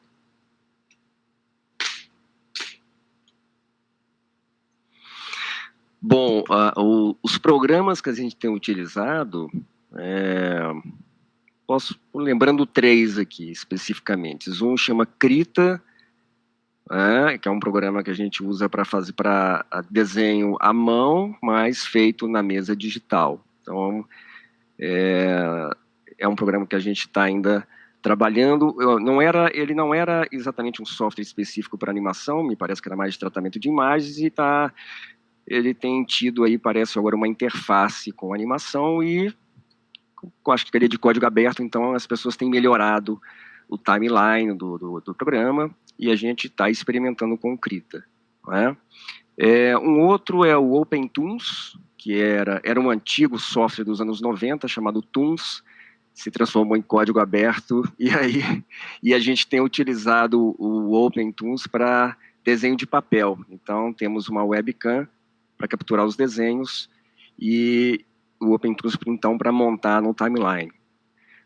Para o 3D digital, o Blender já vem sendo utilizado há bastante tempo lá no curso, e parece que agora ele tem uma interface também para desenho, tipo Krita, para desenho timeline, para você trabalhar na mesa digital. Então, tem essa possibilidade também de fazer com desenho no Blender, embora ele seja ministrado mais para disciplinas de 3D digital. Acho que são esses os softwares que eu me recordo aqui. Tem uma outra pergunta, em relação a processos híbridos, a formação híbrida, né? Uhum. Olha, eu acho que o artista... o aluno, a aluna que vai, por exemplo, trabalhar com animação para games, se ele tem uma noção básica de programação, ele não precisa ser programador, que eu acho que até a Cláudia mencionou. Eu acho que a intenção do nosso curso também não é formar alguém em programação, mas você pode fazer uma formação complementar em jogos, em games, em outra unidade da UFMG. Mas você ter uma introdução básica da linguagem de computação te dá uma percepção melhor de como é que você vai criar as ações para o seu personagem na animação. Então, por exemplo, talvez estúdios que trabalhem com jogos digitais, é algo que eu acho que tem vamos dizer, essa percepção da programação com a animação. E venho aqui. Ótimo. A próxima pergunta... Obrigada, Antônia. A próxima pergunta da Débora de São Paulo, ela está aberta, eu me disponho a iniciar a resposta, mas também os demais colegas que quiserem contribuir. Então, a Débora de São Paulo, ela observa que nos estúdios de animação, ela enxerga que alunos de faculdade pública, e aqui eu me insiro, são minoria. Como vocês enxergam esse cenário hoje e como isso pode evoluir no futuro? Olha, Débora, eu falo da minha situação, eu sou Universidade Federal de Pelotas, eu estou no sul do país, então eu estou fora daquele eixo principal que é o Rio e São Paulo, que nós sabemos que ali existem muitos estúdios e são os que têm projetos maiores e talvez aí tenha mais vagas associadas. O que eu enxergo, assim, na minha batalha justamente para buscar espaço para os estudantes, quando eles ainda estão na etapa de estágio, nem se formaram ainda, é conversar, sabe, é ter relação com essas pessoas dos estúdios e dizer, ei, você tem um programa para estagiários? Você tem um programa de trainee? Porque eu acho que o nosso mercado brasileiro ainda é muito informal, ele ainda funciona muito por contatos. Então, é claro que quem está nos grandes centros, me parece que acabam sendo, independente de ser pública ou paga, né? Parece que os contatos estão mais estabelecidos e ali as vagas acontecem de uma forma mais facilitada. Eu acho que esse é um lance que precisa ser pensado. Agora, também, as universidades públicas, vamos pensar que em Rio e São Paulo, os eixos ali não tem. Então, acho que talvez o Antônio possa ajudar um pouco nessa resposta, porque Minas não seria tão longe desse eixo. Mas antes de empurrar a questão aqui para o Antônio, eu queria dizer que no CEANIMA nós temos uma intenção de fazer, inclusive, espero que esse ano a gente consiga uma mesa de debate com o pessoal desses estúdios, né, para aproximar, inclusive, essa conversa das universidades com o mercado. Acho que esse diálogo sempre é muito importante. Antônio, quer me ajudar aí na resposta? Bom, qual que era a questão mesmo em relação ao mercado de trabalho? Como é que é, Carla? Eu me perdi um pouquinho. E ela não observa muito a presença de estudantes de escola pública, por isso que eu te trouxe aqui na resposta, e talvez o João também. No mercado paulista. Isso. E no mercado, nos estúdios em geral, eu que puxei o assunto aí para o eixo. Olha, eu acho, assim, é mais recente em Minas a formação de alguns estúdios. Nós estamos tendo agora alguns estúdios de animação especializados, de poucos anos para cá, que estão buscando sublocar trabalhos, pegar trabalhos de fora. Eu acho, antes que eu me recorde, a gente era realmente exportando animadores, talvez mais para o Rio, não sei se a Cláudia tem alguma informação sobre isso, mas eu lembro de formar vários alunos que trabalharam em estúdios específicos no Rio, né? Mas a gente está tentando, assim, ter um estúdio até próximo da instituição, da UFMG, que eu me recorde, até visitamos ano passado. Assim, é um estúdio que está começando com projetos maiores, parece que longas, e eram... A grande maioria era realmente alunos da nossa escola, né, do nosso curso. Então, eu acho que é importante descentralizar, sem dúvida. Eu acho que é fundamental que a gente consiga que os estúdios possam sair do eixo, vamos dizer, do eixo tradicional, né, que a gente sabe, do eixo do audiovisual que nós conhecemos. Eu acho que isso só vai enriquecer a produção, né? Ainda mais com essa possibilidade de trabalho, dos trabalhos remotos que vem acontecendo. Então, eu acho que isso vai ser natural, né? João, quer complementar? Eu estou vendo que a pilha aqui de perguntas está grande, estou meio assustada para não extrapolar demais, mas vamos lá. A Cláudia pediu a voz, mas ela não ligou o microfone. Deixa ela... Aqui. Vai lá. Então, a PUC era 40% bolsista, 60% pagantes. Então, ela era considerada uma universidade mista. Mas eu tenho percebido, né, que grande parte dos estúdios tem ex-alunos da PUC. Aqui no Rio e em São Paulo. A grande migração agora é para São Paulo. Sim, eu tive ano passado... assim, uma raspa, né, de ex-alunos diretamente na ponte aérea. Nem chegaram a trabalhar no Rio, já foram colocados lá, né? Quer dizer, foram para lá e estão bem empregados. Então, o que eu percebo? Eu percebo que aqui no Rio, a gente na PUC tem algumas disciplinas de animação e tem também o domínio adicional, que dá mais algumas aulas. Porque a EBA não tem. Então, seria o nosso paralelo na universidade pública seria a EBA, que é Belas Artes, e que não está com essa pegada de animação. A UERJ já teve com o Rui de Oliveira. Teve uma época que o Rui teve um núcleo, eu acho que era Animais, não sei, mas que formou muitas pessoas e que depois foi descontinuado. Então, eu acredito que a PUC, realmente, ela, não por ser privada, mas por oferecer mais disciplinas de animação, ela tem conseguido muito espaço nos estúdios, tá? E tem conseguido também na televisão. As grandes redes de televisão são no Rio, né? A Globo, e antigamente SBT, Manchete, a gente tem uma tradição de televisão no Rio de Janeiro muito grande, que é um empregador muito ágil, né? Então, talvez, respondendo a pergunta, não é só uma questão de pública e privada, tá? Até porque a PUC não é totalmente privada, nem totalmente pública, eu não sei como falar, em que nome eu falo. Mas, a Luísa apagou. Mas é importante ver que está ampliando em todas as universidades. Então, daqui a pouco, vocês vão ver isso repercutindo pelo Brasil todo, é o que nós estamos esperando, né? Que vai ter um movimento de abertura agora. João, quer complementar? Nós temos várias perguntas ainda, então queria saber, senão vou seguindo aqui.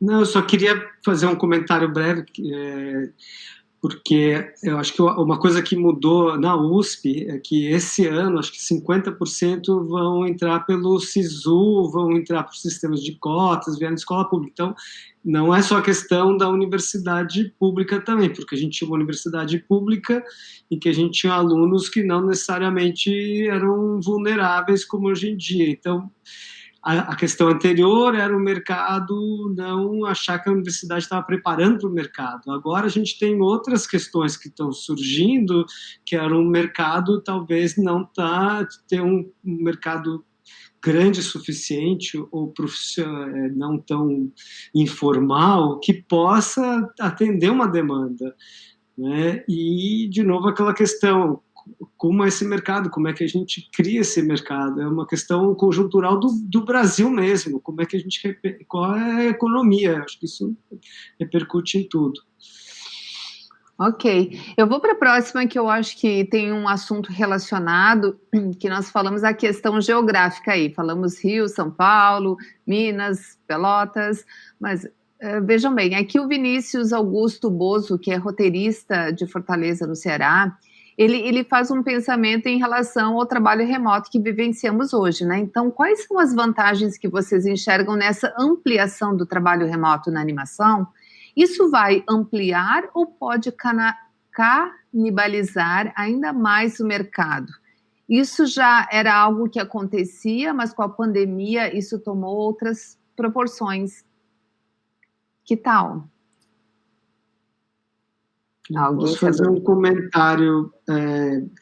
Então é interessante porque a ideia de animação, né, o Brasil, na verdade, nunca deu tão certo. A gente já teve vários animadores trabalhando para estúdios americanos, mas os estúdios americanos sempre preferiram exportar remotamente para a Ásia, porque os salários na China, na verdade, a gente acha que a gente tem ganha mal, né? Mas acontece que os salários da China em dólar não era nada, então tem questões macroeconômicas grandes. E essa é uma preocupação realmente pós-pandemia, quer dizer, o trabalho remoto não é ter gente que vai ficar fazendo clean-up de célula de animação como era o que se pensava na exportação, tanto que a gente tem uma indústria brasileira. Eu acho que a gente conseguiu entender a nossa indústria de criação de conteúdo, né, em termos globais, e a animação é a ótima candidata para isso, porque a gente pode produzir e dublar para várias línguas. Então eu acho que é um trabalho conjunto da gente conseguir, eu acho que é o papel do Se Anima mesmo, de ter essa discussão, de pensar, né, como a gente cria uma indústria mesmo, a gente tem essa oportunidade, porque eu concordo, pode ser simplesmente uma forma de explorar a mão de obra, e ainda a pessoa ainda vai pagar a sua internet e seu computador, como Uber, como aplicativo de entrega. Então, prestar atenção mesmo, é uma preocupação, sim. Ok, vou adiante aqui. Alguém mais, Antônio? Eu concordo plenamente com o João. Eu também. É algo que, inclusive com a questão, né, que o Vinícius colocou, corre-se o risco da gente cair numa situação de mercado de trabalho esse antigo mercado de trabalho globalizado, que é o que fazia, por exemplo, com uma série como Simpsons, que era terceirizado, não me recordo se era Coreia, e no final aqueles artistas estavam recebendo algo completamente de valor pelo trabalho e pela exigência que é a animação, né? O tempo de trabalho que se exige para você produzir a animação quadro a quadro, né? Então, isso eu vi acontecer também trabalhando, e aí eu vou dizer para vocês, trabalhando no final dos anos 90, trabalhando numa produção da DreamWorks no Canadá. Eu lembro que na hora de finalizar, fazer uma parte da arte final, as cenas foram para as Filipinas, não é? Porque existiam exatamente estúdios que estavam pegando esses trabalhos por um valor assim irrisório. E aí o que acontecia naquele momento, né? Eu lembro que a minha supervisora teve que viajar lá para as Filipinas porque eles estavam finalizando os desenhos sem colocar no registro. Nem no registro os artistas estavam colocando, porque não valia a pena. Eles tinham que produzir muito na semana para aquilo ter uma compensação. Ou seja, esse problema das relações de trabalho com as artes gráficas, eu acho, com a animação, eu acho que é uma coisa já antiga e problemática, às vezes, essa terceirização. Porque realmente subvaloriza o trabalho do animador. Então é algo, né? É aquela questão que a gente fala que ou a gente vai se tornar criador, né? Ou a gente vai ficar aqui sendo mão de obra barata. Eu sempre falo para os meus alunos que eu não estou formando interpolador para ficar 10 cents a página, tá? Para uma série americana. Eu não estou lá para isso. E aí dá aquele impasse, assim, porque num primeiro momento pensa, não, mas é legal trabalhar para os Simpsons. É legal para trabalhar para os Simpsons. Mas não nesse esquema, né, de mão de obra interpoladora, nós e a Filipina. Eu acho que até agora a gente conseguiu segurar isso bem. Porque essa comporta já está tentando ser aberta desde os anos 90, tá? E de alguma maneira a gente tem segurado, porque a gente tem animadores muito bons, a gente tem artistas muito bons. Então, de alguma maneira, a gente está se apropriando do melhor do mercado. E temos que continuar assim, porque com a crise, provavelmente essa oferta vai precarizar ainda mais. Então, cabe aqui a gente conversar sobre isso para evitar que a indústria se transforme em algo que nós não queremos. Com certeza. Vou passar para a questão da Jéssica Silva, agora socorro para pronunciar a cidade, Itaquaquecetuba, São Paulo. E ela quer saber qual é a importância de ter uma disciplina de animação em escolas, principalmente em escolas públicas periféricas. Vou responder aqui e vamos ver se mais alguém quer contribuir. Jéssica, nós, enquanto universidade, não pensamos diretamente nessas escolas públicas periféricas, né? Mas nós temos a interface da universidade com uma comunidade, além, né, do espaço universitário, que se chamam os projetos de extensão. E, nesse sentido, nós buscamos realmente incentivar, inclusive, que os estudantes, eu falo do meu ponto de vista da UFPEL, né, possam estar nesses espaços das escolas, né, trazer um pouco sobre essa linguagem da animação para outras faixas etárias. Então, é nesse sentido que eu trago a minha resposta. Mais alguém que queira? João. Eu queria. Muito interessante essa pergunta, porque é algo que uma questão que me interessa muito, não só a animação, mas o ensino da linguagem audiovisual no ensino médio, no ensino fundamental é muito importante. Né? Da mesma forma que as pessoas têm que ler, aprender a escrever, hoje em dia a gente tem essas ferramentas. Eu vejo os alunos que vêm de escolas particulares que tiveram a sorte de ter equipamento, mas não tem que ser exclusividade das escolas particulares, então eu acho que deve ser um programa nacional da gente conseguir fazer com que isso faça parte do ensino de artes, uma forma de manter as pessoas trabalhando. Eu sei que na área audiovisual no Rio tem produtoras que têm levado né, cursos, né, o pessoal da Urca Filmes, por exemplo, e são profissionais que depois vêm trabalhar nas produtoras, são pequenas experiências, o Animamundi também, com todas as experiências que tiveram do Anima Escola, mas eu acho que não só como extensão, mas no sentido de trabalhar junto com, né, a área de educação mesmo, que isso faça parte do currículo e aí haja essa democratização, porque é uma forma das pessoas, né, poderem se expressar hoje em dia, é como escrever. Acho que é uma questão muito importante. E então eu queria contar que é algo que realmente a gente tem que lutar por isso também. Ela pergunta, inclusive, a questão de ter uma disciplina de animação nessas escolas públicas periféricas, e eu acho que isso associa muito com o trabalho do Anima Escola, né? Não sei se a Cláudia quer complementar alguma coisa nesse sentido, mas existe um treinamento, acho que ali no estado do Rio de Janeiro, né, de professores das escolas públicas para trazer a animação aí para o contexto escolar, não é? Eu não sei exatamente como está hoje, tá? Mas foi um trabalho super importante, porque a animação, ela pode ensinar tudo, né, gente? Então, assim, é utilizado para matemática, para português, para narrativa, para interpretação de texto, sabe? Então, é mais uma ferramenta, aí sim, uma ferramenta, não só uma linguagem, mas para que o professor possa passar conteúdos específicos. E eu acho, inclusive, que, assim, ajuda na interpretação corporal da criança, né? Quando ela está animando, ela projetar, né, o corpo humano, projetar o movimento, projetar a ação, o verbo, né? E isso é muito importante nas escolas. Algumas escolas particulares já têm no currículo animação. Né? Minhas filhas estudaram na Éden, que era uma escola que vinha desde o CA, desde a alfabetização com aula de animação até o final.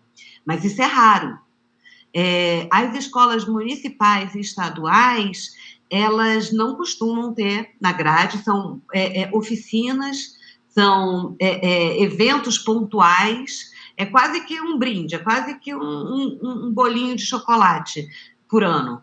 Entendeu? Então, agora vocês vão no Animamundi, vão fazer uma animaçãozinha, não tem uma constância, nenhum desenvolvimento direcionado para ajudar os professores, né? Eu acho que isso é uma coisa que agora, com a tecnologia, vai ser muito mais fácil. A gente está falando aqui anos 90, só que anos 90, a animação ainda era para eleitos, ainda era para poucos. Porque era película, era caro, era revelação, você desenhava no escuro, ou fazia stop motion, como o Fábio está aí, fazia stop motion no escuro, tá? Você nunca vai saber se chutou aquele tripé antes de revelar o filme. Então, e lá vai eu dizer que é pouco tempo. Se 100 anos é pouco tempo, imagina dos anos 90 para cá, tá? São 30 anos. É muito pouco tempo. Fiz as contas certas, Antônio? Antônio olhou para cima. Pois é muito pouco tempo. E mudou completamente. Está todo mundo no seu computador individual. Então, agora que a gente pode implantar, eu acho que o momento certo da gente conversar sobre educação no fundamental e no médio é agora que todo mundo pode fazer. Antes a gente falava, mas era eventual, era quando alguém ia no colégio, levando aquela traquitanda toda, voltando com todo o equipamento, né? Então, eu acho que agora, realmente, isso vai começar a funcionar, tá? Ótimo. Próxima pergunta é do Tiago Macedo, do Rio de Janeiro. Ele gostaria de perguntar aqui para nós o que nós achamos sobre a animação brasileira precisar se tornar mais competitiva internacionalmente, sendo representante da cultura brasileira, e daí como acontece em outros países. Eu vou iniciar, então, aqui dizendo, olha, Tiago, na minha realidade da UFPEL, nós trabalhamos muito com os estudantes, uma ideia de ampliar os repertórios deles, para que as nossas histórias tragam elementos da nossa cultura, que necessariamente não precisa ser o verde e amarelo. Existem várias coisas que representam o jeito do brasileiro, né, o dia a dia do brasileiro e da brasileira, e que podem estar nas nossas narrativas. E muitas vezes o que a gente vê, né, são os estudantes querendo construir suas narrativas a partir de conteúdos que eles consomem, que muitas vezes são animações japonesas, por exemplo. Então, assim, é um trabalho também de ampliar um pouco esse repertório, de entender como é que nós inserimos, né, o Brasil nas nossas narrativas também, né? Mas vamos ver se mais alguém aí me ajuda na resposta. Era isso? Olha, eu acho interessante essa discussão sobre identidade cultural, porque realmente tem dois lados, como tudo tem dois lados. A gente tem animações, né, como Boiaruá, animações que retratam uma realidade, né, da cultura popular brasileira, mas ao mesmo tempo a gente tem Pablo Vittar, tem Anitta, que é esse neo-hibridismo, neosincretismo que a gente tem, que vem da antropofagia, que também é algo elitista, que pega a cultura europeia e engole a cultura local. Mas isso é a nossa cultura, então acho que é interessante a gente entender isso, né, que isso faz parte da nossa cultura. Agora, não é a ideia, se apropriar de desenho japonês é uma coisa, copiar um desenho, um anime ou K-pop é outro. Então, eu acho que são discussões. Acho que o importante é a gente conseguir estar consciente disso, que a gente é misturado, né, e o que a gente pode fazer. Por outro lado, eu tive em Alter do Chão, e as comunidades lá que têm, né, descendência indígena, eu vejo que a geração atual está se identificando muito mais com as suas raízes, estão percebendo a importância disso. Os pais, não quero ser índio por causa de preconceito e tal, sou branco, não sou lá, não me deixou. Os jovens que têm 20 anos de idade estão no WhatsApp e estão interessados em resgatar a cultura e fazer história em quadrinhos. É um caminho para a animação também. De novo, então, esse hibridismo, escuta, né, vai estar escutando alguma música global no Spotify e ao mesmo tempo resgatando a cultura do avô. Então, acho que isso é um caminho interessante para a gente estar circulando. Tá, gente, essa pergunta é muito boa, tá? Que acontece? Não é? Eu acho que a ideia não é que a gente assimile o anime e rumine para depois retornar, né? Eu acho que é a questão, assim, que eu sempre brinco com meus alunos quando tem uma ruazinha que tem aquele hidrante vermelho bonitinho, super americano, aí eu olho assim e falo, de onde surgiu esse hidrante? Aí todo mundo, é o hidrante. Eu falei, cadê o orelhão? Pois é, cadê o orelhão? Cadê nossa calçada de paralelepípedo? Né? Eu acho que a gente tem que bater o olho e dizer, acho que isso é brasileiro, sabe? Começar a ter pequenas mensagens e assinaturas e características que a nossa miscigenação tem, que são muito bem-vindas esteticamente. Então, eu acho que é muito importante trazer essa questão. Eu sempre passo o primeiro momento das minhas aulas mostrando filmes brasileiros. Por quê? Porque eles não têm aonde consumir, tá? A animação em grande quantidade feita aqui. É raro, é Animamundi, a gente brincava dizendo que era o carnaval dos animadores, tinha uma vez por ano, 5 dias, você estava gripado, você perdeu a produção nacional daquele ano. Então, assim, tem que ver, tem que consumir, tem que gostar para poder realmente retornar com ela. Eu acho que a pergunta é um pouco mais ampla, né? E isso me lembra também a floresta, né? Sempre que os alunos estão desenhando floresta, eu fico olhando para a vegetação. Eu faço, que planta é essa? Tá? Nós temos a Margarete Mick desenhou todas as nossas árvores, todas as nossas plantas, que fez um livro todo organizadinho, que o animador adora, né? Porque está tudo separado por cor, por tom. E aí eu digo, não, é a maneira que a gente tem de absorver algumas características da nossa cultura que no dia a dia, na pressa, a gente não vê. E que a animação, ela pode reforçar e ela pode trazer isso para a nossa cultura. Tá?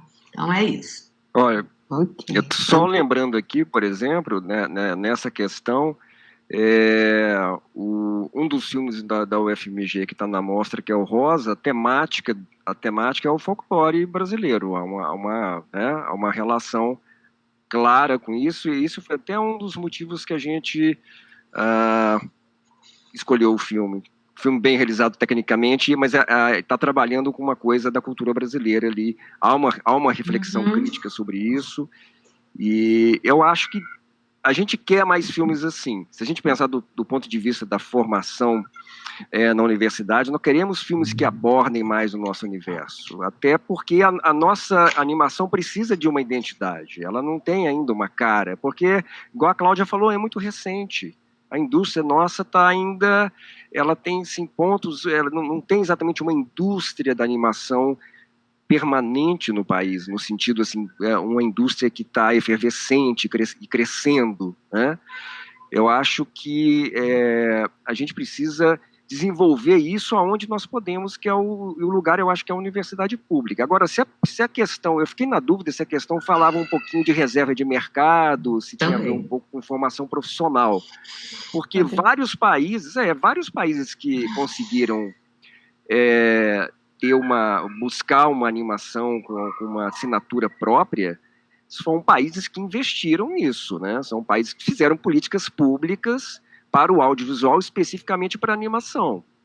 Eu acho que a Coreia, se não me falha a memória, dos que eu me recordo.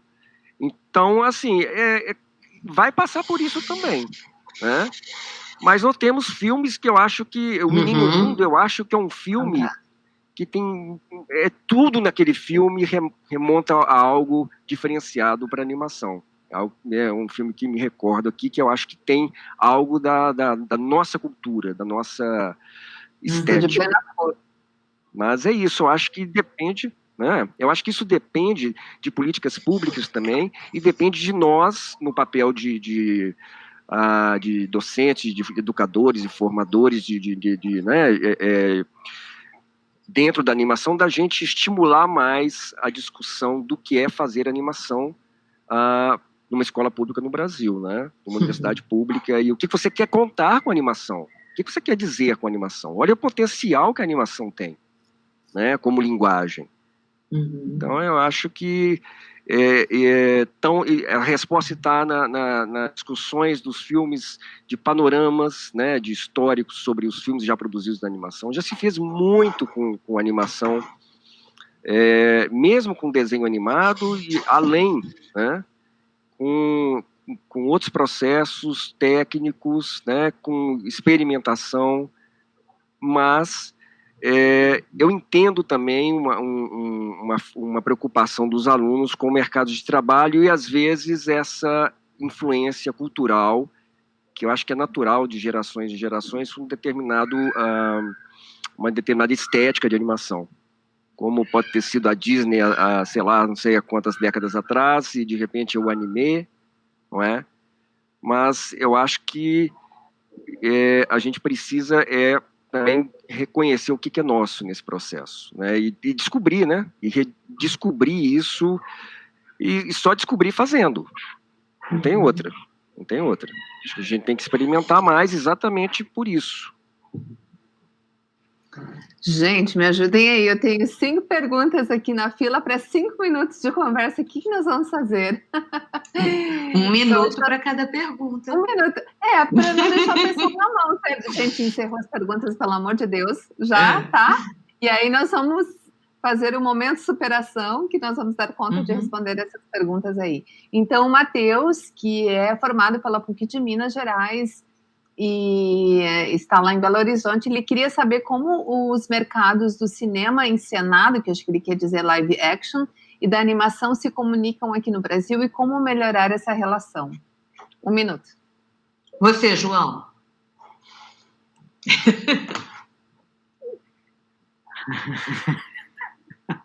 Como se comunicam?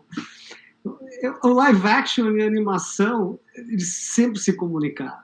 Não tem como trabalhar com cinema animado sem pensar em atuação, não tem como, né, pensar em live action como uma técnica que veio da animação. Eu acho que, na verdade, é só que as pessoas não estão percebendo isso. Eu acho que a questão é muito mais de tornar evidente essa relação entre as duas áreas. Eu acho que essa, na verdade, acho que é falta de... quase não diria um preconceito, né? Mas eu acho que é um distanciamento que realmente tem. Eu acho que tem que quebrar essa barreira. Muito bem, vamos seguindo, tá? Ok? Vinícius de Itabiúna, São Paulo. Ele é um recém-animador e tem a animação autoral dele, inclusive, em festivais. E aí ele está percebendo que o mercado é difícil para quem é novo na área. Então, para suprir as despesas quanto a despesas pessoais dele, ele vai buscar oportunidades em outras áreas do audiovisual, como a produção de cinema, edição e design. Eu acho que ele quer saber, enfim, como é que faz tudo isso para quem está começando no mercado e parece que difícil? Alguém? Eu me prontifico, então.